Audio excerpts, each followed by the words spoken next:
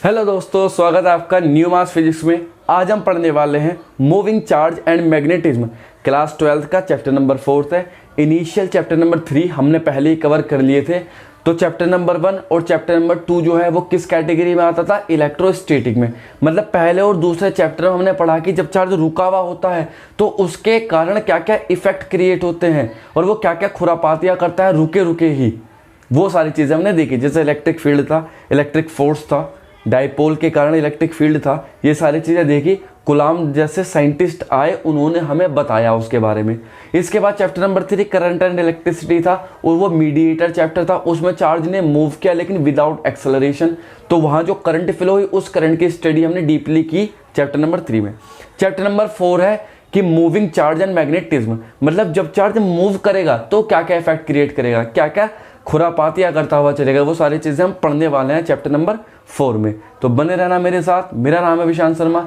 आप हो सके तो नोट्स बना लेना और अच्छे से बना लेना, क्योंकि पीडीएफ तो मैं प्रोवाइड करा दूंगा, अच्छी बात है, लेकिन जब तुम साथ साथ पढ़ते पढ़ते नोट्स बनाते हो तो वो ज़्यादा बेनिफिशियल होते हैं। ओके, तो मूविंग चार्ज की बात चल रही थी। तो मूविंग चार्ज, जब कोई चार्ज मूव करता है तो एक इफेक्ट क्रिएट करता है, उसे बोलते हैं मैग्नेटिक फील्ड, है ना। जब कोई चार्ज मूव करता है तो एक इफेक्ट या एक फील्ड क्रिएट करता है, उस फील्ड को बोलते हैं मैग्नेटिक फील्ड। अब ये पता कैसे चला कि जब कोई चार्ज मूव करता है तो मैग्नेटिक फील्ड बनाता है?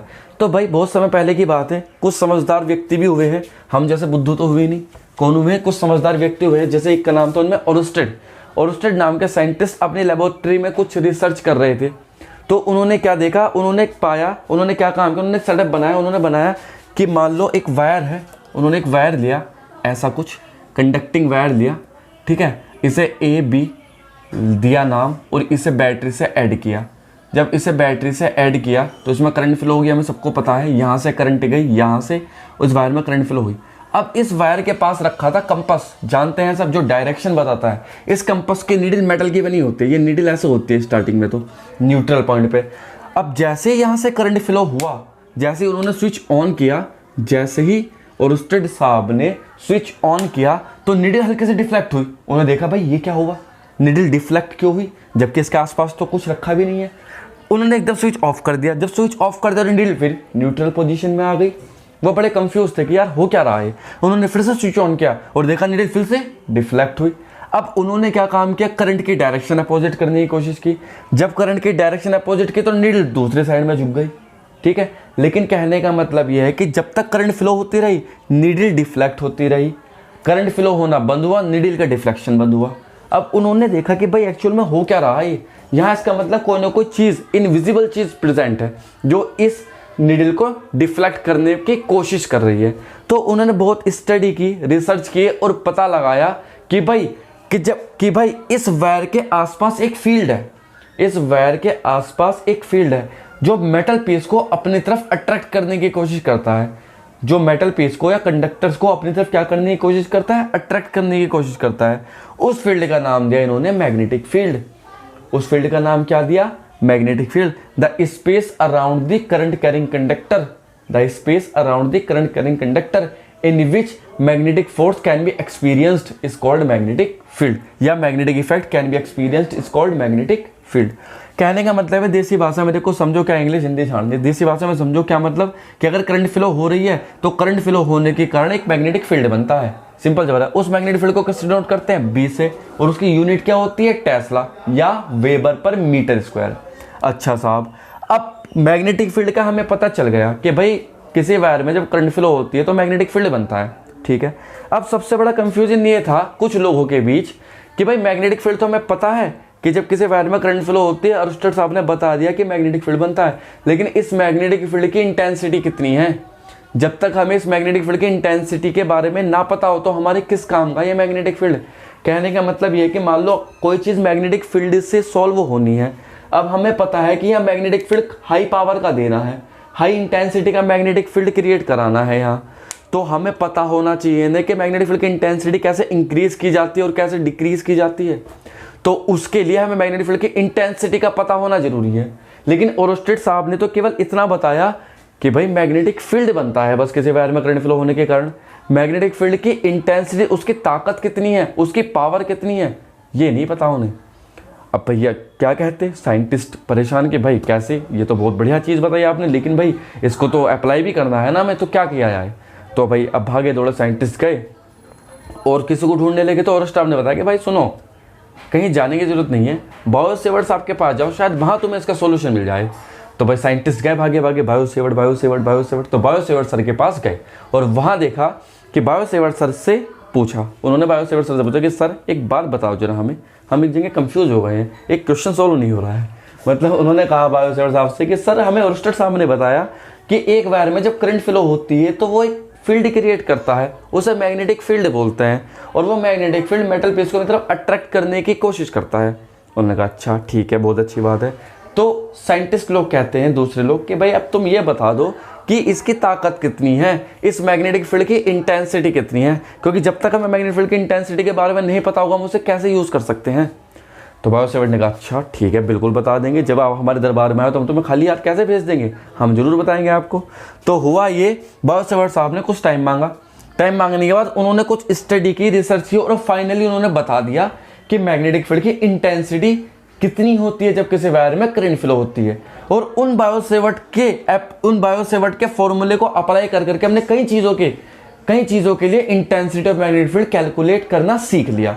यही सब चीज़ें हम आज के चैप्टर में पढ़ने वाले हैं, तो अच्छे से दिमाग लगा करके और ध्यान लगा करके, कान खोल करके, आंख भी बड़ी कर करके देखते रहना। तो सबसे पहले हम बेसिक चीज़ से स्टार्ट करते हैं, जिसका नाम है क्या, मैग्नेटिक फील्ड। ओरस्टेड एक्सपेरिमेंट पता चल गया कैसे ओरस्टेड साहब ने एक्सपेरिमेंट करके बताई चीज़ों का। तो पहले हम पता करते हैं किसके बारे में, मैग्नेटिक फील्ड। अब मैग्नेटिक फील्ड क्या है भैया, मैग्नेटिक फील्ड अगर दिखाई ना दे रहा हो ना तो स्क्रीन रोटेट कर लेना। तो मैग्नेटिक फील्ड तो क्या है भैया, the space around the current carrying conductor in which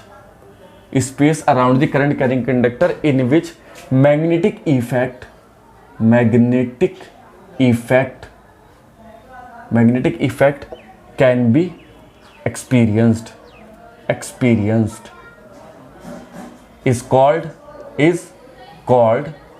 magnetic field। अच्छा, अब मैग्नेटिक फील्ड की इंटेंसिटी होती है, यानी मैग्नेटिक फील्ड तो एक हमने देख लिया कि इफेक्ट है, अब इसकी इंटेंसिटी होती है, तो उसकी इंटेंसिटी को किससे डिनोट करते हैं, इट इज डिनोटेड बाय किससे डिनोट करते हैं, डिनोटेशन देख लो, डिनोटेड बाय किससे डिनोट करेंगे बच्चों, बी। और यूनिट क्या होती है इसकी यूनिट होती है क्या, टेस्ला, क्योंकि टेस्ला नाम के साइंटिस्ट ने भी इसकी स्टडी करके थोड़ा बताया था। और क्या कह सकते हैं, वेबर पर मीटर स्क्वायर, ये भी एक यूनिट है। यहाँ ये यूनिट कैसे निकल के आती है, फ्लक्स के कॉन्सेप्ट से, पढ़ेंगे आगे, टेंशन मत लो। तो डिनोटेड बाय बी, और यूनिट क्या हो चुकी, टेस्ला और वेबर पर मीटर स्क्वायर। अच्छा, अब ये चीज़ें तो थी, अब हमें पता है हमारे पास दो फील्ड है। पहला फील्ड क्या है, इलेक्ट्रिक फील्ड, जो हमने स्टार्टिंग में पढ़ा था। ये दूसरा फील्ड है जिसे बोलते हैं मैग्नेटिक फील्ड। अब दोनों में कुछ डिफरेंस होगा, तभी तो हम इनकी स्टडी कर रहे हैं, और डिफरेंस तो है ही, क्योंकि इलेक्ट्रिक फील्ड कैसे जनरेट होता है, जब चार्ज सुस्त है, रुका हुआ है, आलसी है, तो वो इलेक्ट्रिक फील्ड क्रिएट कर रहा है। और मैग्नेटिक फील्ड जब चार्ज एनर्जेटिक है, मूव कर रहा है, तो वो कौन सा इफेक्ट क्रिएट कर रहा है, मैग्नेटिक फील्ड।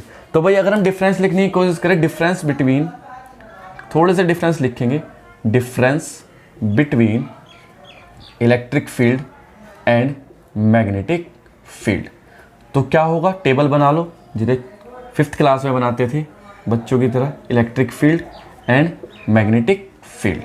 तो फर्स्ट की अगर हम बात करें तो इलेक्ट्रिक फील्ड क्या होता है, it is comes in picture,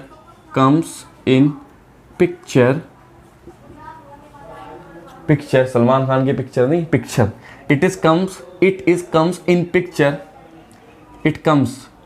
in picture due to stationary charge। और ये क्या होगा, it comes in picture due to moving charge।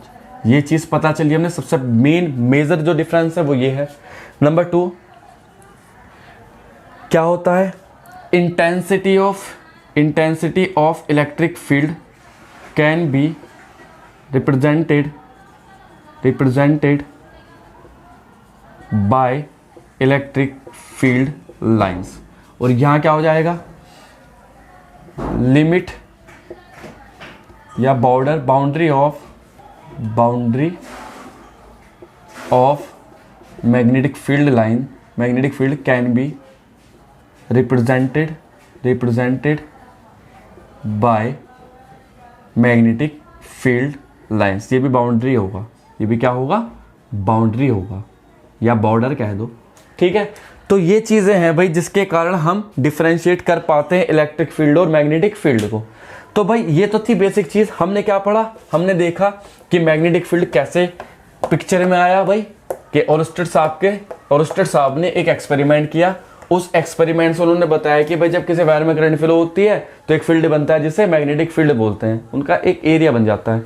अब हमें उसकी इंटेंसिटी पता लगानी है कि उस मैग्नेटिक फील्ड की इंटेंसिटी कितनी, तो किसके पास जाना पड़ेगा, बायो-सेवर्ट के पास। तो लिख लो भैया बायो-सेवर्ट लॉ, बायो-सेवर्ट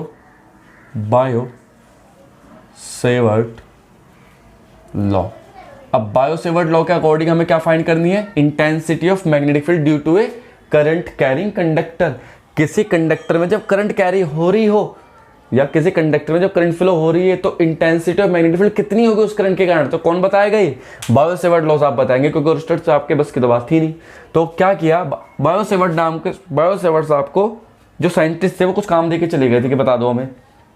तो बायो-सेवर्ट साहब ने कुछ टाइम मांगा था उनसे कि चलो इतने खाना पानी करो, मैं इतना कैलकुलेट करता हूँ उसे। तो उन्होंने क्या किया, अपनी कैलकुलेशन उन्होंने क्या किया, उन्होंने एक फायर लिया। बहुत इंपॉर्टेंट डेरिवेशन है, ध्यान रखना है, मजाक की बात है लेकिन इंपॉर्टेंट डेरिवेशन है, इसे सीरियसली लेना है ना। उन्होंने क्या काम किया, एक वायर लिया, ये वायर लिया, ठीक है। अब हुआ क्या, अब इस वायर में करंट फ्लो हो रही है आई, ये गई, ये करंट आई फ्लो हुई ऊपर की तरफ को। अच्छा, अब जब करंट आई फ्लो हुई तो इसके आसपास मैग्नेटिक फील्ड बने गए, तो हम पढ़ चुके। अब उस मैग्नेटिक फील्ड की इंटेंसिटी निकालनी, तो तुम्हें पता है, देखो यहां भी कुछ ना कुछ मैग्नेटिक फील्ड बनेगा, यहां भी कुछ ना कुछ मैग्नेटिक फील्ड बनेगा, लेकिन हमें इतना जरूर पता है जितना मैग्नेटिक फील्ड यहां बनेगा उतना ही मैग्नेटिक फील्ड यहां बनेगा, ठीक है। तो हमने मान लिया कोई पॉइंट P यहां, जिस पॉइंट P पे हमें इंटेंसिटी ऑफ मैग्नेटिक फील्ड क्या करनी है, फाइंड करनी है। क्या फाइंड करनी है, इंटेंसिटी ऑफ मैग्नेटिक फील्ड। अच्छी बात है।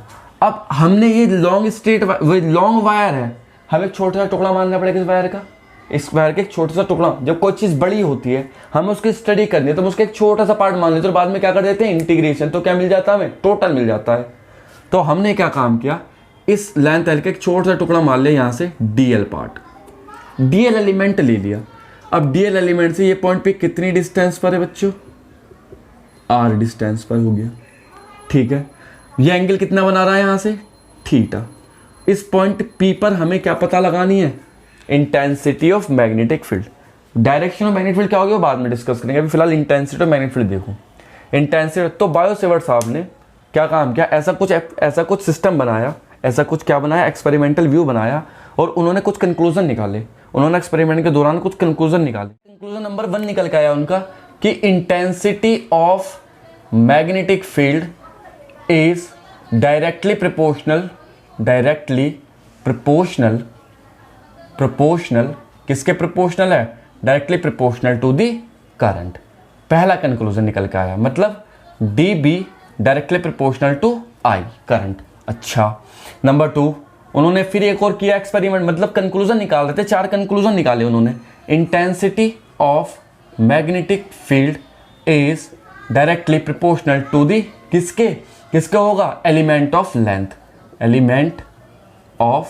लेंथ। चलो जी, तो DB प्रोपोर्शनल टू DL, बहुत बढ़िया, बहुत अच्छा। अब नंबर 3 क्या किया, intensity of magnetic field is directly proportional to the क्या, एंगल बिटवीन किस के बीच का एंगल है, DL एंड R डिस्टेंस। तो क्या हो जाएगा वो, DB directly proportional to sine theta. Angle sine ही आया, अब कहोगे कॉस थीटा क्यों नहीं लिया, तो बात वही है बेटा, ये एक्सपेरिमेंटल रिजल्ट है, सारे वैल्यू रख के देखोगे, पहले कॉस थीटा भी रख के देखा होगा, tan थीटा भी रख के देखा होगा, और उन्हें डिजायर रिजल्ट नहीं मिला। तो डिजायर रिजल्ट कहाँ पे मिला, साइन थीटा पे।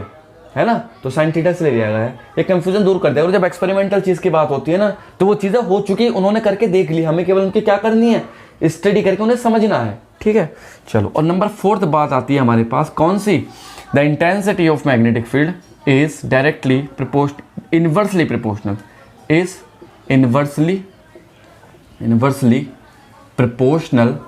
proportional to the square of distance। चलो साहब, तो वो क्या आ जाएगा, dB प्रोपोर्शनल 1/r²। तो ये 4 कंक्लूजन निकल के आती है जब हम इन सब इक्वेशंस को कंबाइन करते हैं, ऑन कंबाइनिंग ऑल इक्वेशंस, तो हमें क्या मिलता है, dB is directly proportional to IDL sin theta upon r²। ये रिजल्ट निकल के आता है। तो हमें इस फॉर्मूले को देख के क्या पता चलता है, इस फॉर्मूले को देख के पता चलता है कि तो इंटेंसिटी ऑफ मैग्नेटिक फील्ड इन चीज़ों पे डिपेंड करती है, IDL, एंगल और डिस्टेंस। मतलब अगर हमें किसी वायर के अराउंड मैग्नेटिक इफेक्ट को इंक्रीज करना है तो हमें क्या करना पड़ेगा, उसके करंट को इंक्रीज कर देना पड़ेगा। मतलब अगर 5 एम्पियर की करंट आ रही है तो हम उसकी करंट को अगर 10 एम्पियर कर दे तो इंटेंसिटी ऑफ मैग्नेटिक फील्ड बढ़ जाएगी, दुगनी, है ना।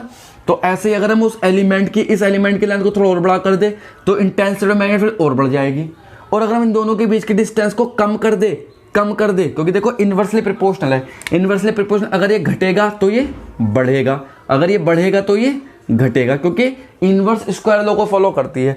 तो क्या होगा, जैसे जैसे डिस्टेंस इंक्रीज करेंगे मैग्नेटिक फील्ड डिक्रीज होगा, और जैसे जैसे डिस्टेंस डिक्रीज करेंगे मैग्नेटिक फील्ड इंक्रीज होगा।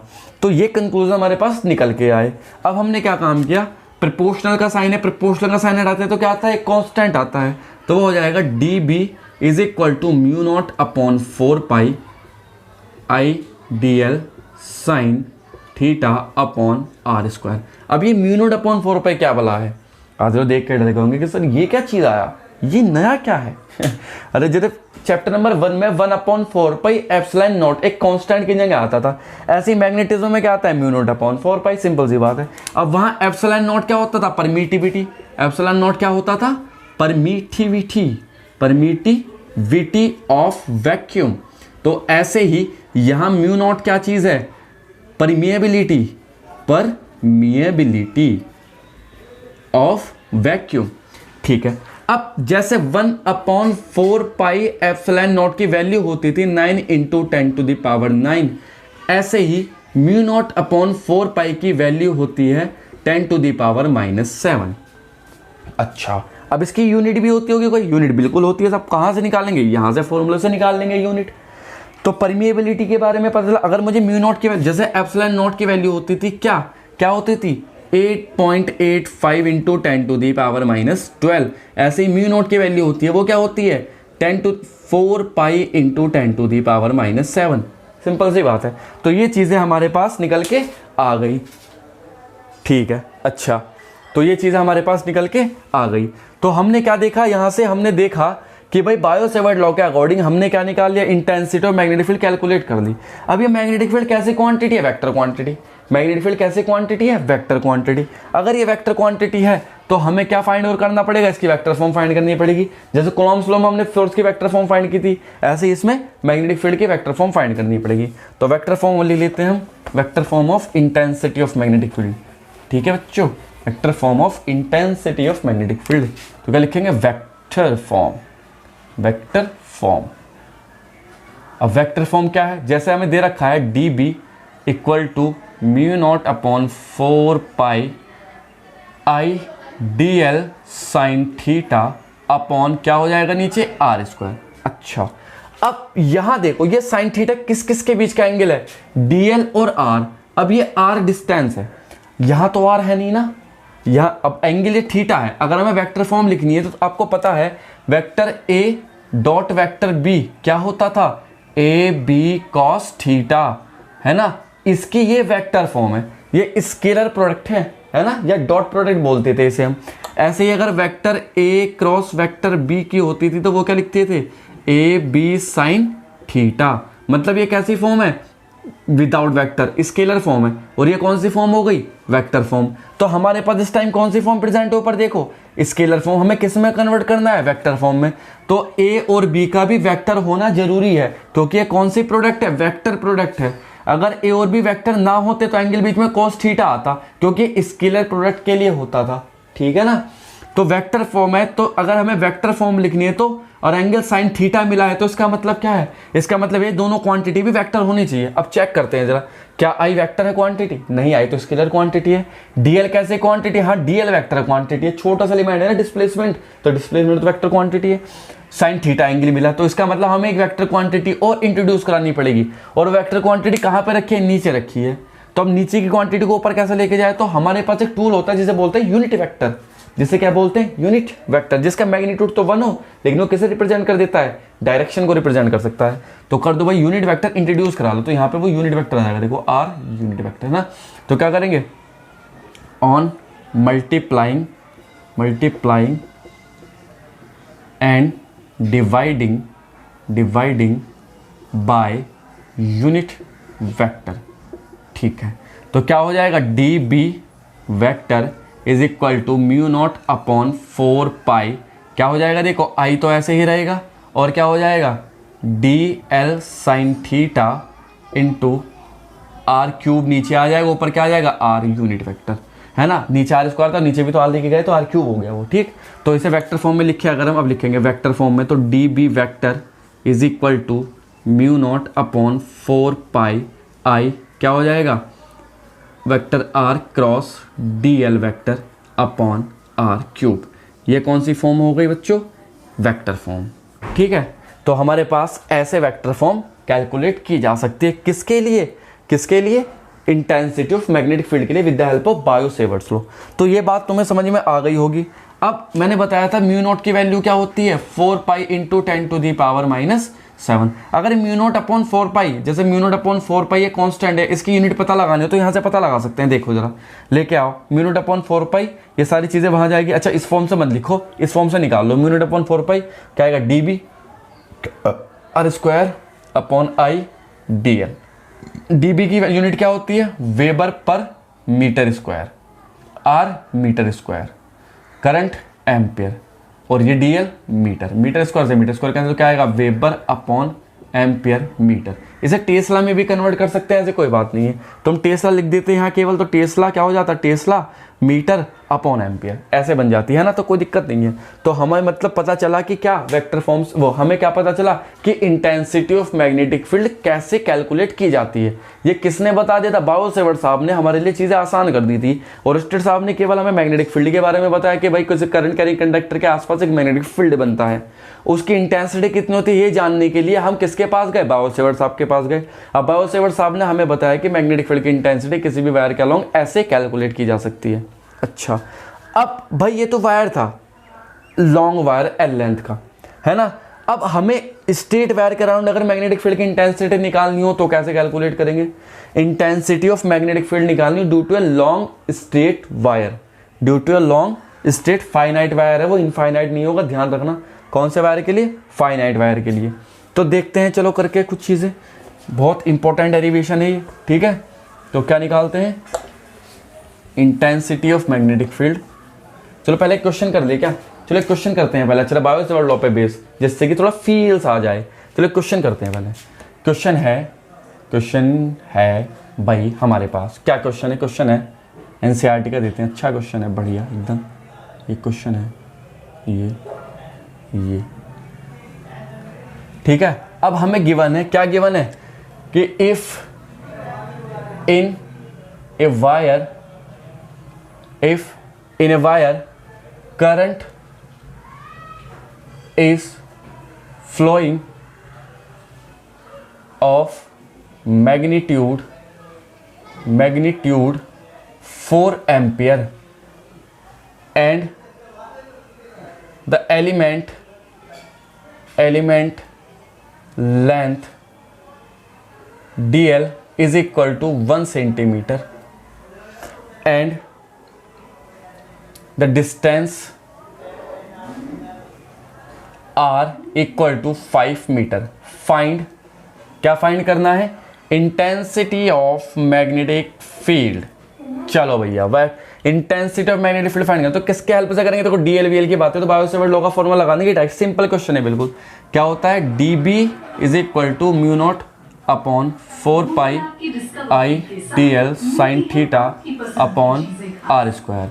अब थीटा की वैल्यू क्या हो जाएगी? यहाँ से थीटा की वैल्यू हो जाएगी 45 डिग्री। मान लो थीटा भी 45 डिग्री गिवन है हमें, तो म्यू नॉट अपॉन 4 पाई कितना होता है? 10 टू द पावर -7। आई की वैल्यू कितनी है? 4। डी एल कितना है हमारे पास? 1 सेंटीमीटर, मीटर में कन्वर्ट कर लो, 10 टू द पावर -2 लगा दो। साइन थीटा कितना है? साइन थीटा मतलब 45, और अपॉन डिस्टेंस कितनी है दोनों के बीच की? 5 का स्क्वायर हो जाएगा, 5 स्क्वायर। तो कुल मिला के आ जाएगा हमारे पास 10 to the power -7 into 4 into 10 to the power -2 into 1 upon √2। Sine 45 की वैल्यू हो गई, 5 का 25। तो कुल मिला के सॉल्व करेगा हम तो हो जाएगा 10 टू द पावर -9 अपॉन क्या हो जाएगा ये? हो जाएगा ये √2 से अपने 2, यहाँ आ जाएगा 2√2 10 टू द पावर -9 अपॉन 50। ये हो जाएगा हमारे पास 50 नहीं 25। चलो, तो ये हमारे पास क्या आया? टेस्ला। तो ये intensity of magnetic field I. Basic question था, सिंपल 1 नंबर का क्वेश्चन था। किस पे रिलेटेड था ये? बायो-सेवर्ट लॉ पे बेस्ड था, with the help of Biot-Savart law. एक क्वेश्चन और करते हैं थोड़ा अच्छा सा। ये जो क्वेश्चन लिख रहा था मैंने सोचा कि पहले इजी करा दो, अब थोड़ा बढ़ते हैं आगे की तरफ को। चलो, क्वेश्चन क्या है? क्वेश्चन नंबर 2 है। क्वेश्चन नंबर 2 में क्या कहा गया है कि मान लो एक बार ये x एक्सिस मान लो, ये y एक्सिस मान लो, और ये क्या मान लो? z एक्सिस मान लो। चलो, अच्छी बात है। या वैसे ही मान लो जिन्हें मानते हैं जनरली x, ये हो जाएगा y और ये क्या हो जाएगा? z। ठीक है, अब देखो जरा यहाँ हमें एक ये है वायर, ये वायर है जिस वायर में करंट फ्लो हो रही है। क्या है? इस वायर में करंट फ्लो हो रही है, मान लो I। कितने एम्पियर की करंट फ्लो हो रही है? 2 एम्पियर की करंट फ्लो हो रही है इस वायर में। इसका तो छोटा सा एलिमेंट है डेल्टा L, इसका छोटा सा एलिमेंट डेल्टा L कितने सेंटीमीटर का है? 1 सेंटीमीटर। चलो, अब हमें पॉइंट P, यहाँ पे कोई पॉइंट P है, जिस पॉइंट P कितनी दूरी पर है? 1 मीटर के डिस्टेंस पर एक पॉइंट P है यहाँ से नीचे से, जिस पर हमें क्या फाइंड करना है? Find intensity of magnetic field. Intensity of magnetic field find करनी है हमें। गिवन है, क्या गिवन है? अच्छा, डेल्टा x है। ये क्या चीज़ है? Delta x। तो हमें गिवन है, given that delta x equal to delta L i cap. देखो x डायरेक्शन में है ना, तो डेल्टा L आई कैप दे दिया हमें। चलो भाई, ये सारी चीज़ें दे दी। हमसे क्या पूछा है? Find the intensity of magnetic field. Question करते हैं। तो देखो ये वायर है, अब ये वायर है, अब इस वायर का एक छोटा सा एलिमेंट, इस वायर में करंट फ्लो हो रही है। इस वायर में अगर करंट फ्लो हो रही है तो हमें क्या पता लगाना है? इंटेंसिटी ऑफ मैग्नेटिक फील्ड, क्योंकि इस वायर के कारण मैग्नेटिक फील्ड होगा। उस मैग्नेटिक फील्ड की इंटेंसिटी पता लगानी, तो कहाँ पे होगा? यहाँ भी होगा, यहाँ भी होगा। हम यहाँ से तो हमें लेना नहीं, क्योंकि हमसे ऊपर वाले में पूछा। ऊपर कहाँ? पॉइंट P पे पूछा है। एंगल कितना हुआ? DL, और देखो डिस्टेंस तो ये रही 1 और DL ये रहा, तो एंगल कितना है दोनों के बीच में? ये दोनों के बीच में एंगल कितना है? दोनों एक्सिस है ना, नीचे लिख लो डेल्टा x। इन दोनों के बीच में एंगल कितना होगा? 90 डिग्री। इन दोनों के बीच में एंगल कितना होगा? 90 डिग्री। चलो भाई, तो लिखेंगे विद फ्रॉम बायो-सेवर्ट लॉ। क्या होता है? dB equal to mu naught upon 4 pi I delta L sine theta upon क्या हो जाएगा? Delta L sine theta upon delta L equal to, ये ऐसे दिया है, delta L equal to delta x i cap, ये गिवन है। Delta sine theta upon r square. ठीक है, तो dB equal to mu naught upon 4 pi, कितना है? 10 टू द पावर -7, सब जानते हैं। करंट I कितनी है? 2। डेल्टा L कितना है? Delta x i cap. Sine theta angle कितना है? Sine 90 degree upon r, distance कितनी दोनों के बीच की? 1 स्क्वायर। यही तो डिस्टेंस है। ठीक है, अब एक बात बताओ, ये डेल्टा x तो x डायरेक्शन में है, जो पॉइंट P है वो कौन सी डायरेक्शन में? ऊपर vertical. Point P vertical direction में है। अगर मैं एक यूनिट वेक्टर इंट्रोड्यूस करा दूं, तो वो यूनिट वेक्टर किसको शो करेगा? यूनिट, देखो ऐसा होता था ना, ये वायर था, है ना, यहाँ पे हमने DL एलिमेंट माना था, यहाँ पॉइंट P मान रखा था, और यहाँ पे डिस्टेंस होती थी R। ठीक, अगर मैं यहाँ यूनिट वेक्टर इंट्रोड्यूस करा देता तो यूनिट वेक्टर किसके हेड होता था, किसकी तरफ को सिर करके चलता था, जिस पॉइंट पे हमें मैग्नेटिक फील्ड की इंटेंसिटी कैलकुलेट। यूनिट वेक्टर क्या होता है, which has unit magnitude and shows और represent the direction of any, मतलब डायरेक्शन किसके, any vector, direction of a vector. तो उस वेक्टर की डायरेक्शन को बताता है यूनिट वेक्टर। तो अब पॉइंट पी यहाँ था तो यूनिट वेक्टर की डायरेक्शन ये हो गई, पॉइंट पी कहाँ है, ऊपर है, तो यूनिट वेक्टर की डायरेक्शन कहाँ पे होगी, आर कैप की डायरेक्शन कहाँ पे होगी, ऊपर की तरफ को, जिसे जे कह देंगे, क्योंकि ऊपर की डायरेक्शन में क्या होता है जे कैप, एक्स के डायरेक्शन में क्या होता है आई कैप, और जेड के डायरेक्शन में क्या होता है के कैप। तो यहाँ वेक्टर फॉर्म में देखा था यूनिट वेक्टर होता था यहाँ, तो यहाँ के लिख देंगे इनटू जे कैप। चलो भाई अब देखते हैं, अच्छा चलो ठीक है, तो क्या हो जाएगा, दोनों वेक्टर, क्योंकि वेक्टर प्रोडक्ट है तो हो जाएगा 10 to the power -7 into 2 into delta x की value 1 into 10 to the power -2 into हो जाएगा i cross j upon 1। I cross j क्या होता है, आई क्रॉस जे क्या होगा 1, जे क्रॉस के क्या होगा 1, यही होता है, सब पता है। तो हो जाएगा 10 टू द पावर क्या 2 into 10 to the power -9 tesla. तो ये हमारे पास किसका इंटेंसिटी ऑफ मैग्नेटिक फील्ड आया, इंटेंसिटी ऑफ मैग्नेटिक फील्ड। तो यहां से ऐसे क्वेश्चन हम कर सकते हैं। अच्छा एक बहुत इंपॉर्टेंट बात बतानी थी, ये तो हो गया, क्वेश्चन उतार लेना इसे।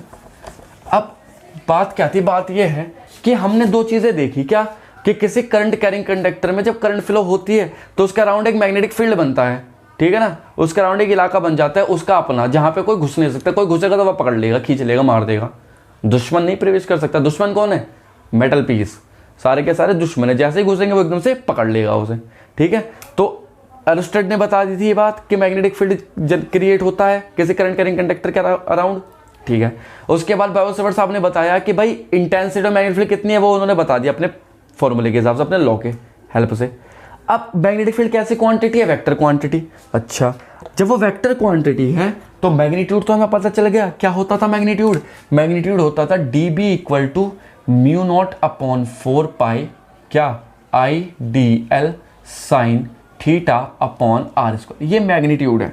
चलो भाई मैग्नीट्यूड पता चला, अगर हमें वैसे निकालना हो, टोटल निकालना हो तो b कर देंगे इंटीग्रेशन करके, और म्यू नॉट अपॉन 4 पाई और क्या हो जाएगा I sine theta upon r square और इंटीग्रेशन dl, ऐसे करते हैं ना, सिंपल सी बात है। चलो अब चूंकि वेक्टर क्वांटिटी है तो मैग्नीट्यूड के साथ साथ क्या होती है, डायरेक्शन भी होती है। तो डायरेक्शन और बतानी है इसकी, तो मैग्नेटिक फील्ड की डायरेक्शन कैसे पता लगाते हैं, ये बहुत बड़ा क्वेश्चन है। तो देखो मैग्नेटिक फील्ड की डायरेक्शन के लिए अब बायो-सेवर्ट साहब परेशान कि भाई मैग्नेटिक फील्ड की डायरेक्शन कैसे बताई जाए। अब फिर भाई अब बात वही आ गई कि जब हमें इंटेंसिटी पता चल गया तो हमने सोचा था, साइंटिस्टों ने सोचा था अपने टाइम में, हमारे तो पूर्वज रहे होंगे, उन्होंने सोचा होगा अगर साइंटिस्ट हुए होंगे तो, वरना होने का मतलब जैसे हम चल रहे हैं ऐसे भी चल रहे हैं। चलो तो उन्होंने सोचा, जो साइंटिस्ट की कम्युनिटी थी, कि भाई ऑरस्टेड साहब ने मैग्नेटिक फील्ड के बारे में बताया, बहुत अच्छी बात है। बायो-सेवर्ट साहब आपने हमें इंटेंसिटी के बारे में बताया, ये और अच्छी बात है। लेकिन अब ये तो बता दो डायरेक्शन कहाँ को होगी इसकी। अरे जब हमें ये नहीं पता होगा कि डायरेक्शन क्या है मैग्नेटिक फील्ड की, तो कहाँ पे अप्लाई करेंगे। अगर हमें पता लगाना है कि हमें नॉर्थ को अप्लाई करना है, हम मान लो हमें कहीं मैग्नेटिक फील्ड नॉर्थ को अप्लाई करना है, तो कैसे करेंगे जब तक हमें ये नहीं पता होगा कि मैग्नेटिक फील्ड किस डायरेक्शन में होता है। इंटेंसिटी तो पता है कि नॉर्थ पे इंटेंसिटी रखो मैग्नेटिक फील्ड की 5000 टेस्ला। अब हमने मैग्नेटिक फील्ड क्रिएट करा, डायरेक्शन का हमें पता नहीं, पता चला वो वेस्ट में चली गई नॉर्थ से, या साउथ में चली गई नॉर्थ से, तो क्या होगा, तो दिक्कत हो जाएगी ना। तो मतलब डायरेक्शन भी उतना ही मेजर रोल प्ले करती है। तो हमें अब काम क्या है, मैग्नेटिक फील्ड की डायरेक्शन का पता लगाना। क्या पता लगाना है कि मैग्नेटिक फील्ड की डायरेक्शन कैसे पता लगा सकते हैं। अब मैग्नेटिक फील्ड की डायरेक्शन पता लगाने के लिए क्या किया, हड़कंप मच गया सारे साइंटिस्टों में, भागा दौड़ी मच गई कि कहाँ जाए कहाँ जाए। तो वे भागे भागे दर भटक करके किसके पास, मैक्सवेल साहब के पास। अब मैक्सवेल साहब से पूछते कि मैक्सवेल साहब ऑरस्टेड साहब ने तो हमें मैग्नेटिक फील्ड बताया और बायो-सेवर्ट साहब ने हमें उसकी इंटेंसिटी बताई, आप डायरेक्शन बता दोगे क्या। तो मैक्सवेल साहब ने कहा कि बिल्कुल साहब, हम ही इसलिए तो बैठे हैं यार डायरेक्शन बताने के लिए। तो कुल मिलाकर के मैक्सवेल साहब ने कहा आप मेरे पास ये छोड़ जाओ, 10 दिन बाद आना। मतलब ये मजाक की बात नहीं, मतलब हुआ होगा ऐसा कुछ, जो भी उन्होंने कुछ टाइम लिया और मैक्सवेल साहब ने अपना एक राइट हैंड थंब रूल दिया। मैक्सवेल साहब ने अपने स्टडी करके बहुत ज़्यादा उस मैग्नेटिक फील्ड की डायरेक्शन के लिए उन्होंने अपना एक रूल बनाया जिसे बोलते हैं Maxwell right hand thumb rule, और एक रूल होता है मैक्सवेल स्क्रू रूल। दो रूल दिए उन्होंने। पहले हम दोनों में से कोई भी एक रूल पढ़ लेना है, हमें ज़्यादा खरपच नहीं करनी। तो Maxwell right hand thumb rule में उन्होंने बताया कि अगर हम अपने सीधे हाथ को इस तरह रखें कि थंब किसे दिखाए, करंट को, तो कर्ल फिंगर किसे दिखाएगी, मैग्नेटिक फील्ड की डायरेक्शन को। अगर हम अपने राइट हैंड को इस तरह रखें कि इस तरह रखें तो थंब किसे रिप्रेजेंट करता है, डायरेक्शन ऑफ करंट, और ये कर्ल फिंगर कैसे रिप्रेजेंट करती है, डायरेक्शन ऑफ मैग्नेटिक फील्ड। मतलब ये कि मान लो हमारे पास स्ट्रेट वायर है, इसमें हमें डायरेक्शन पता लगानी है, करंट जा रही है आई। अब हमें यहाँ देखो, ये तो पता है कि इसके आसपास मैग्नेटिक फील्ड है, बायो-सेवर्ट साहब ने बता दिया। उस मैग्नेटिक फील्ड की इंटेंसिटी कितनी है वो बायो-सेवर्ट साहब ने बता दी। अब हमें डायरेक्शन का पता लगाना है कि मैग्नेटिक फील्ड की डायरेक्शन कितनी है। अब मैग्नेटिक फील्ड की डायरेक्शन कहाँ को है पता लगाना है, तो मैक्सवेल साहब ने बताया कि भाई अपने राइट हैंड लो, थंब को रखो करंट की डायरेक्शन में, तो कर्ल फिंगर कहाँ होगी, मैग्नेटिक फील्ड, मतलब यहाँ से अंदर को और यहाँ से निकल के बाहर को, मतलब रिंग बना लेता है। मान लो ये वायर है और करंट ऊपर को फ्लो हो रही है, तो रखा देखो थंब ऐसे, तो मैग्नेटिक फील्ड क्या जाएगा, तो कर्ल फिंगर ये ऐसे गया और घूम करके वापस ऐसे और घूम करके वापस है, मतलब ऐसे चलता है, ऐसे रिंग की फॉर्म में मैग्नेटिक फील्ड बनता है। ये हमें पता चला, मैक्सवेल साहब ने एक्सपेरिमेंटली निकाला। उसके बाद हमें डायरेक्शन का फिनोमिना दिया कि वो डायरेक्शन का रूल दिया कि डायरेक्शन कैसे फाइंड करनी है। समझ में आया? अच्छा, ये जो Maxwell right hand thumb rule है कि डायरेक्शन, ये जो थंब है डायरेक्शन दिखाता है करंट को, ये किसे दिखाता है, मैग्नेटिक फील्ड को। ये किसके लिए, स्ट्रेट वायर के लिए एप्लीकेबल है। अगर रिंग की बात आ जाए, अगर बात रिंग की आए, तो रिंग के केस में जो कर्ल फिंगर है ये करंट को दिखाती है और थंब किसे दिखाता है, मैग्नेटिक फील्ड को। अभी पता करते हैं, हम सारी चीज़ें पढ़ेंगे। तो देखो कितना अच्छी बात बताई Maxwell right hand thumb rule ने। मैक्सवेल साहब ने, अच्छा लिखवाने की जरूरत तो नहीं है ना, इसे लिखवाना क्या बताया, Maxwell right hand thumb rule. Maxwell's, देख लेना भाई स्पेलिंग, क्योंकि इंग्लिश तो मैं ऑक्सफोर्ड यूनिवर्सिटी से पढ़ के आया हूँ ना। Maxwell's right hand thumb rule, right hand thumb rule. अच्छा, एक बात और बता दूं मैं तुम्हें पहले, thumb rule, Maxwell right hand thumb rule. अब Maxwell right hand thumb rule के लिए मैं एक बात और बता दूं तुम्हें, यह राइट हैंड है, लेफ्ट हैंड का यूज मत कर देना वरना गड़बड़ हो जाएगी। लेफ्ट हैंड तो सुनने वाले, क्योंकि बहुत से बच्चे गलतियां कर देते हैं कि लेफ्ट हैंड होता है, शायद लेफ्ट हैंड नहीं होता, ये क्या होता है, राइट हैंड थंब रूल। तो राइट हैंड थंब रूल से मैग्नेटिक फील्ड की डायरेक्शन पता लगानी है। चलो भाई अच्छी बात है, डायरेक्शन पता लगाते हैं। तो डायरेक्शन पता लगाने के लिए क्या करना पड़ेगा, उन्होंने बताया कि if we arrange our hand. अच्छा चलो क्या लिखूँ मैं, इसे पता है तुम लोगों को, इसे लिखने की जरूरत नहीं, टाइम वेस्ट होना है। देखो क्या, मान लो हमारे पास ये क्या है, एक वायर है, इसमें करंट फ्लो हो रही है आई इस डायरेक्शन में, तो पॉइंट ए पॉइंट बी पे क्या पता लगानी है, मैग्नेटिक फील्ड की डायरेक्शन पता लगानी है। तो देखो कैसे पता लगाते हैं, ये ए ये बी, थंब को रखा है ऐसे, राइट हैंड है ना, तो करंट के डायरेक्शन में ऐसे, तो थंब ऐसे जाएगा। तो देखो पॉइंट ए पे बाहर की तरफ को और पॉइंट बी पे अंदर की तरफ को, मतलब पॉइंट ए से निकलेगा और बाहर को अंदर, रिंग बनाएगा ना ऐसे। तो मान लो ये रखा है ना, तो यहाँ से निकला बाहर को और ये अंदर ऐसे जाएगा, है ना, बाहर को निकला से अंदर को, फिर बाहर को, फिर अंदर को, फिर बाहर को, फिर अंदर को, ऐसे करता है ये। तो हमें क्या करना है, जब मैग्नेटिक फील्ड आउटसाइड हो, तो आउटसाइड के लिए होता है सिंबल ये वाला, और इनसाइड के लिए कौन सा सिंबल होता है, इनसाइड के लिए सिंबल होता है ये वाला, है ना। इसे क्या लिखते हैं, लिखते हैं perpendicular to the plane of paper, perpendicular to the plane of paper inside, plane of paper inside. और ऐसे ही यहाँ क्या होता है, perpendicular to the plane of paper, नहीं ये आउटसाइड है, ये क्या है ऊपर वाला, आउटसाइड। और ये क्या है, perpendicular to the plane of paper क्या हो जाएगा, inside, perpendicular to the plane of paper inside. ये सारी चीजें हमें पता चला। मतलब क्या है कि जैसे हमारे पास कोई पेपर है, मान लो क्या है, कोई पेपर, मान लो ये पेपर है एक, मान लो एक ये पेपर है, अब इस पे हमें मैग्नेटिक फील्ड की डायरेक्शन पता लगानी है ना। मान लो इस पर बाहर जा रहा है मैग्नेटिक फील्ड, तो उसमें लिखा है, मान लो कॉपी में लिखा है perpendicular to the plane of paper inside, तो पेपर तो ये इसका प्लेन के परपेंडिकुलर इनसाइड, मतलब ऐसे जा रहा। डरने की बात नहीं है, बहुत से बच्चे कंफ्यूज होते हैं, परपेंडिकुलर प्लेन ऑफ पेपर क्या है, कुछ नहीं है भाई, परपेंडिकुलर डायरेक्शन में अंदर की तरफ को, और perpendicular plane of the paper outside का मतलब परपेंडिकुलर डायरेक्शन में आउटसाइड, ठीक है, बाहर की तरफ को। तो ऐसे पता लगाना। तो ये क्या है, आउटसाइड का सिंबल, ये क्या है, इनसाइड का सिंबल। तो अगर मैं यहाँ की बात करते हैं आउटसाइड और यहाँ इनसाइड, तो आउटसाइड के लिए क्या होता है ये, और इनसाइड के लिए क्या हो जाएगा ये हो जाएगा। तो ऐसे हम क्या पता लगाते हैं, मैग्नेटिक फील्ड की डायरेक्शन का। मान लो हमें क्या दे रखा है, ये स्ट्रेट वायर दे रखा है एक और यहाँ पे हमें क्या है, करंट दे रखी है आई। मान लो ये पॉइंट ए है और ये पॉइंट क्या है, बी है ना। हमें इस पर पता लगानी है मैग्नेटिक फील्ड की डायरेक्शन। तो ऊपर का यहाँ से अंदर और यहाँ से घूम करके बाहर, ऊपर जाएगा यहाँ से अंदर और यहाँ से घूम करके बाहर। तो ये क्या हो जाएगा, इनसाइड, और ये क्या हो जाएगा, ये तो इनसाइड हो जाएगा, और ये क्या हो जाएगा, आउटसाइड। ये क्या हो जाएगा, इनसाइड मैग्नेटिक फील्ड, और ये क्या हो जाएगा, आउटसाइड मैग्नेटिक फील्ड। तो आउटसाइड और इनसाइड ऐसे पता लगा सकते हैं मैग्नेटिक फील्ड की डायरेक्शन को, किसके हेल्प से, with the help of Maxwell right hand thumb rule. Screw rule क्या है, स्क्रू रूल भी कुछ ऐसा ही है। उन्होंने बताया था कि स्क्रू लो मतलब पेंच, मान लो ये पेंच है, इसको ऊपर पेच कस्से से करो, स्क्रू ड्राइवर से कसना स्टार्ट करो। जब तुम इसे क्लॉकवाइज घुमाते हो तो पेचकस कहाँ को जाएगा, नीचे को जाएगा ना। जब कसता है, जब टाइट होता है, टाइट होने की कंडीशन में कहाँ जाता है स्क्रू, नीचे की तरफ को, और लूज होने की कंडीशन में कहाँ जाता है स्क्रू, ऊपर होने की तरफ को, है ना। तो जब हम इसे टाइट करते हैं तो स्क्रू की डायरेक्शन जो होगी वो किसे दिखाएगी, जब हम इसे टाइट करेंगे स्क्रू को, तो स्क्रू की डायरेक्शन जो होगी वो करंट को डिनोट करेगी, और जो रोटेशन होगा वो किसे डिनोट करेगा, मैग्नेटिक फील्ड की डायरेक्शन को।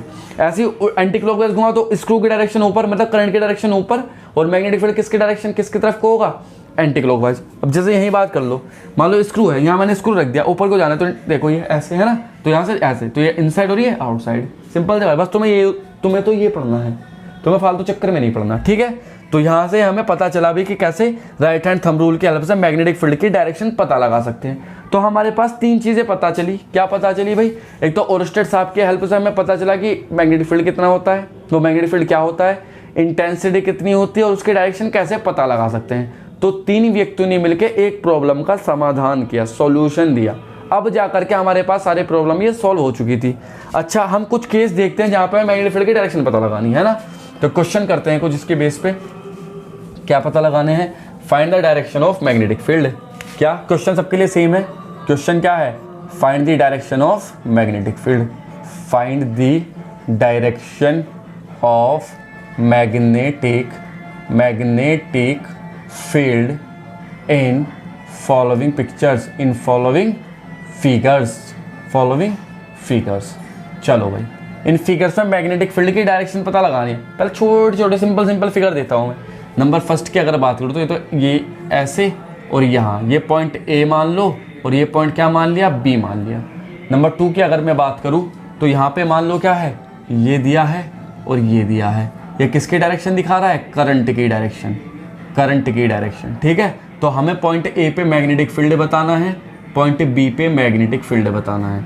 नंबर 3 की अगर मैं बात करूँ तो यहाँ पे क्या है, एक लूप, एक क्या है, रिंग, ये रखिए रिंग भैया, और यहाँ पे करंट फ्लो हो रही है आई, ठीक है। और यहाँ पे क्या हुआ, ये ऐसे और ये ऐसे, यहाँ से करंट गई और यहाँ से वापस आई घूम करके। हमें इस पे बतानी है मैग्नेटिक फील्ड की डायरेक्शन, सेंटर ओ पे मैग्नेटिक फील्ड की डायरेक्शन का पता लगाना है। मान लो एक रिंग रखी है, कैसे, एक रिंग रखी है बिल्कुल ऐसे वर्टिकली दूसरी तरफ को, है ना। मतलब जैसे मान लो जनरल रिंग कैसे होती है, ऐसे होती है रिंग, मतलब ये गोल है, तो ये तो गोल है, बिल्कुल सामने से दिख जाएगा तो बिल्कुल सर्कुलर, तो ये रखा। और मैं इस रिंग को ऐसे घुमा लूँ, जरा ऐसे कर दूँ तो तुम्हें टेढ़ी दिखाई देगी ना, तो वो ये रखी टेढ़ी है, ऐसे रखी है रिंग, ऐसे नहीं रखी। ऐसे कौन सी रखी है, ये वाली, और ऐसे कौन सी रखी है, ये वाली, ठीक है। तो ये गया ऊपर करंट और ये गया नीचे करंट, ये यहाँ और ये यहाँ, ठीक है। ये करंट हो चुका, अच्छा साहब। और एक रिंग रखी है ऐसे, ये हुआ, है ना, ये यहाँ जाएगा और ये यहाँ जाएगा ऐसे। अब हमें पता लगाना है मैग्नेटिक फील्ड की डायरेक्शन का, ठीक है ना। इन सब पे मैग्नेटिक फील्ड की डायरेक्शन का पता लगाना है, और मैग्नेटिक फील्ड लाइंस भी ड्रॉ करनी है। मैग्नेटिक फील्ड लाइंस क्या होती है, इनकी प्रॉपर्टीज क्या होती है, हम आगे पढ़ेंगे, लेकिन फिलहाल मैग्नेटिक फील्ड लाइन ड्रॉ करनी सीख लेंगे, कैसे करते हैं पता तो है ना। 10th क्लास में पढ़ेंगे, मैग्नेटिक फील्ड लाइन नॉर्थ से चलती है, साउथ की तरफ को चली जाती है, ये आपस में कभी एक दूसरे को इंटरसेक्ट नहीं करती, ठीक है ना। ये कभी भी क्लोज लूप नहीं बनाती, ये इनकी प्रॉपर्टीज होती है। मैग्नेटिक फील्ड लाइन क्या है, it is the representation of magnetic field, है ना। एरिया ऑफ मैग्नेटिक फील्ड के कहाँ तक मैग्नेटिक फील्ड फैला हुआ है, region of magnetic field, it is the representation of region of magnetic field, क्या, मैग्नेटिक फील्ड लाइंस, है ना। तो भाई यहाँ पे हमें मैग्नेटिक फील्ड लाइन भी बतानी है। तो चलो इसकी बात अगर हम करें तो करंट ऐसे जा रही है, तो अंदर और नीचे से बाहर, तो ये क्या हुआ, इनसाइड अंदर की तरफ को, ये क्या हुआ, आउटसाइड बाहर की तरफ को। तो अगर ठीक है, अब ये करंट है, अच्छा करंट की डायरेक्शन बाहर की तरफ को, मतलब वायर कैसे रखा है, वायर पता है कैसे रखा है। अब देखो इस कंडीशन में तो वायर, ये मान लो वायर है, तो वायर ऐसे रखा था, करंट ऐसे जा रहा है तो ऐसे रखे, ऐसे अंदर और ऐसे बाहर। अब ये करंट है, इस पूरे सिंबल का मतलब क्या होता है कि कोई चीज़ बाहर को आ रही है, बाहर को आ क्या रहा है, करंट। तो इसका मतलब क्या है कि हमें करंट दिखाई दे रही है, मतलब वायर है कोई। वायर रखा कैसे है, ऐसे नहीं रखा, वायर अब रखा है कैसे, ऐसे। अब जब तुम्हें वायर ऐसे करो, तुम्हें मान लो वायर था तो तुम्हें क्या चीज़ दिख रही होगी इस वायर की, तुम्हें केवल ये चीज़ दिख रहा होगा, क्रॉस सेक्शन एरिया बाहर की तरफ को। अब मैं इसमें अगर करंट फ्लो करा दूं तो करंट बाहर की तरफ को आती हुई दिखाई देगी, नहीं दिखाई देगी, करंट बाहर की तरफ को आती हुई दिखाई देगी। तो वो किससे डिनोट करते हैं, हम नहीं रखा। तो जब करंट की डायरेक्शन है आउटसाइड तो हमें क्या पता लगाना है, पॉइंट ए पे मैग्नेटिक फील्ड की डायरेक्शन पॉइंट बी पे। तो देखो सिंपल सी बात है, अंगूठा करंट को दिखाता है तो करंट रखा है तो कैसे, ये ऐसे, और बैक बी पे घूम कर ऐसे। अब ए पे डायरेक्शन ऐसे जा रही है तो ऐसे का मतलब कैसे करे, तो सिंपल सी बात है, तुम्हें एक काम करना है बस, जब ऐसे रख करके ऐसे करना है तो तुम्हें सिंपल सी बात है एक काम करना है। क्या काम करना है, सबसे पहले इस पॉइंट को इससे मिला दो, सबसे पहले इस पॉइंट को इससे मिला दो, इससे मिला दिया साहब। अब इस पॉइंट के परपेंडिकुलर जो लाइन खींचोगे वो मैग्नेटिक फील्ड को डिनोट करेगी। इस पॉइंट के परपेंडिकुलर जो लाइन खींचोगे वो हमेशा किसको डिनोट करेगी, मैग्नेटिक फील्ड को। ऐसे यहाँ की बात करो तो इससे मिला दो, इसे इससे मिला दो, इस पॉइंट को इससे मिला दिया हमने, और इसके जस्ट परपेंडिकुलर ये किसे डिनोट करती है, मैग्नेटिक फील्ड की डायरेक्शन को। ठीक है, पढ़ा है ना vector product, vector a cross vector b equal to a b sine theta, और डायरेक्शन किसके हेल्प से पता लगाते थे, स्क्रू रूल की हेल्प से। जब भी बताया तो है, right hand thumb rule, palm rule भी बोलते हैं, थंब रूल भी बोलते हैं, एक ही बात है। इसकी बात करते हैं। अब यहाँ करंट फ्लो, अब देखो रिंग है, ये क्या आ गई रिंग। अब रिंग के केस में मैंने बताया था कल फिंगर किसे डिनोट करती है, करंट, और थंब किसे डिनोट करता है, मैग्नेटिक फील्ड की डायरेक्शन को।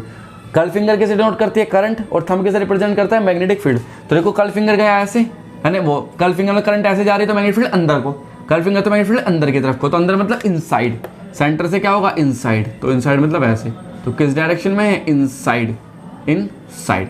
चलो भाई यहाँ पे बात करते हैं। यहाँ पे अगर मैं बात करने की कोशिश करूँ तो देखो मैग्नेटिक फील्ड कैसे जा रही है, करंट ऐसे घूम रही है, करंट ऐसे घूम रही है, मतलब लूप अगर ऐसे रखी है सामने, मान लो ये लूप रखी है, ये लूप रखी है, तो करंट कैसे घूम रही है, ऐसे घूम रही है करंट, है ना, देखो ऊपर को जा रही है ना, करंट ऐसे घूम रही है, करंट ऐसे घूम रही है मतलब ऐसे, है ना, ये गया घूम के इधर को, मतलब ऐसे घूमा, और मैग्नेटिक फील्ड इधर को, देखो करंट घूम रही है ऐसे, है ना, ये पीछे वाला ऐसे, आगे वाला, अच्छा ये हिस्सा कौन सा वाला, पीछे वाला हिस्सा, आगे वाला, तो कैसे घूम रही है, ऐसे घूम करके ऐसे, तो इस डायरेक्शन में। तो मतलब इस डायरेक्शन में मैग्नेटिक फील्ड होगा, कहाँ से आएगा, यहाँ से आएगा, और इस डायरेक्शन में मैग्नेटिक फील्ड होगा। मैग्नेटिक फील्ड लाइन को रिप्रेजेंट करना है तो कैसे करेंगे, सिंपल सी बात है, ऐसे जाती है, देखो मैग्नेटिक फील्ड लाइन, ये गया यहाँ से, ये गया यहाँ से, और यहाँ से ये वापस आया अंदर ऐसे, और यहाँ से ये वापस आया, और ये क्या बना लेगा, यहाँ से जाएगा, और ये क्या बनाएगा, एक रिंग बनाएगा ऐसे, और यहाँ बनाया। ठीक है, ऐसे ही यहाँ से बात करें अगर हम, तो मैग्नेटिक फील्ड ऐसे जाएगा, और यहाँ से ऐसे वापस, और ये ऐसे जाएगा, और यहाँ से ऐसे वापस। ठीक है, तो ये मैग्नेटिक फील्ड लाइन को रिप्रेजेंट करते हैं कि कैसे मैग्नेटिक फील्ड लाइन बनती है जब किसी रिंग में या किसी वायर में करंट फ्लो होती है। ऐसे इसकी बात करते हैं तो देखो ये ऐसे, अब ये रिंग कैसे रखी है, तो ऐसे थी, ये ऐसे थी, और ये ऐसे रखी है, हॉरिजॉन्टल रखी है। अब हॉरिजॉन्टल रखी है तो ऐसे घूम रही है करंट, देखो ये ऐसे ऐसे, मतलब ऐसे घूम रही है करंट, कौन सी डायरेक्शन है, एंटी क्लॉकवाइज, मेरे अकॉर्डिंग एंटी क्लॉकवाइज है, तुम अपना देख लेना ऐसे। तो क्या होता है, देखो ऐसे घूमी ऊपर को, करंट ऐसे चली ऊपर, करंट ऐसे घूमी ऊपर, तो मैग्नेटिक फील्ड की डायरेक्शन कहाँ को, ऊपर की तरफ को, मतलब ऐसे जा रही होगी, ये तो ऊपर यहाँ से, और ये यहाँ से।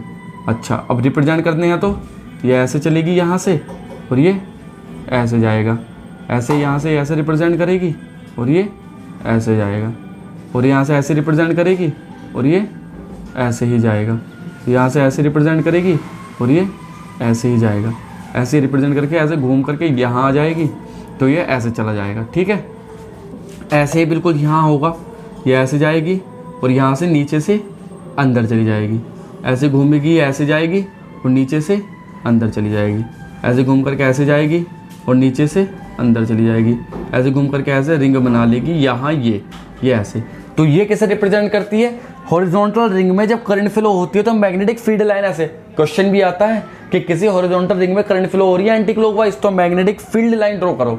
तो ऐसे करनी है, आगे हम पढ़ेंगे हालांकि, लेकिन देख लो यहाँ कैसे मैग्नेटिक फील्ड की डायरेक्शन पता लगाते हैं। तो समझ में आया, कोई दिक्कत यहाँ तक कि मैग्नेटिक फील्ड की डायरेक्शन कैसे पता लगानी है किसी भी, किसमें, लूप में या स्ट्रेट वायर में। अच्छा कुछ नेट मैग्नेटिक फील्ड के बारे में जानकारी लेते हैं थोड़ी सी, कि अगर कोई दो रिंग कंसेंट्रिक दे रखी हो तो नेट मैग्नेटिक फील्ड कैसे निकालेंगे।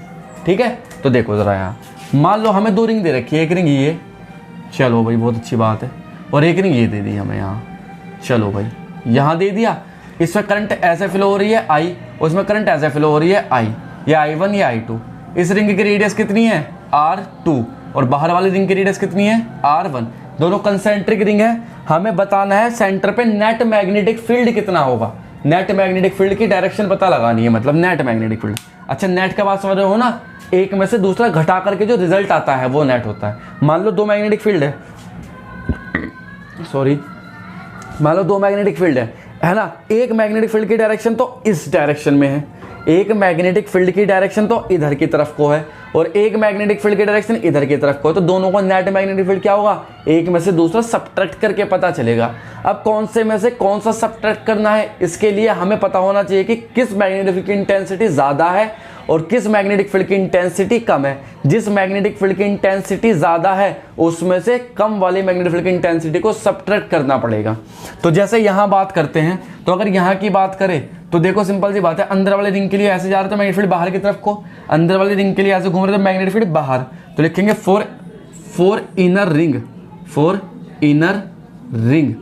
इनर रिंग के लिए क्या है भाई, मैग्नेटिक फील्ड किस डायरेक्शन में है, बाहर की तरफ को, मतलब आउटसाइड। चलो अब आउटर रिंग के लिए देख लो, आउटर रिंग ऐसे तो अंदर की तरफ को, आउटर रिंग ऐसे मतलब अंदर की तरफ को। For outer ring, outer ring के लिए क्या है मैग्नेटिक फील्ड, किसकी तरफ को, अंदर की तरफ को। अच्छा, अब दोनों में से मैग्नेटिक फील्ड कौन सा बड़ा है, तो मैं यहाँ लिख देता हूँ if I1 is greater than I2। हालांकि देखो रेडियस पे डिपेंड करता है। देखो अगर करंट मान लो सेम दे रखी है और रेडियस के बेस पे बताना है, तो इसके लिए हमें पता है magnetic field due to a circular loop, पहले हमें वो पढ़ना पड़ेगा। Magnetic field intensity due to a circular loop, वो पढ़ना पड़ेगा, जो कि बायो-सेवर्ट लॉ का एक एप्लीकेशन है। नेक्स्ट लेक्चर में पढ़ेंगे, टेंशन मतलब मैं केवल तुम्हें यहाँ बता रहा हूँ कि नेट मैग्नेटिक फील्ड निकालना कैसे है। तुम्हें मानना है, मान लो इसका मैग्नेटिक फील्ड बड़ा है, वो इसकी मैग्नेटिक फील्ड बड़ा है, इसका मैग्नेटिक फील्ड छोटा है, मान लो फिलहाल। कैसे है ये नेक्स्ट लेक्चर में पता चल जाएगा, है ना। तो क्या हो जाएगा, देखो बी नेट एक तो बाहर की तरफ को है, ये वाला बाहर की तरफ को, ये वाला अंदर की तरफ को। मैंने बताया है जो बड़ा वाले रिंग का मैग्नेटिक फील्ड है वो बड़ा मान लो और छोटे वाले रिंग का मैग्नेटिक फील्ड छोटा मान लो। तो बड़े वाले रिंग का मैग्नेटिक फील्ड क्या हो जाएगा B1 और छोटे वाले रिंग का क्या हो जाएगा B2। तो क्या हो जाएगा, देखो B1 minus B2 net magnetic field ऐसे निकल के आता है जब कोई एक रिंग अंदर, मतलब एक तरफ अंदर को लग रहा हो, दूसरी तरफ बाहर को लग रहा हो, सेंटर पे से ही।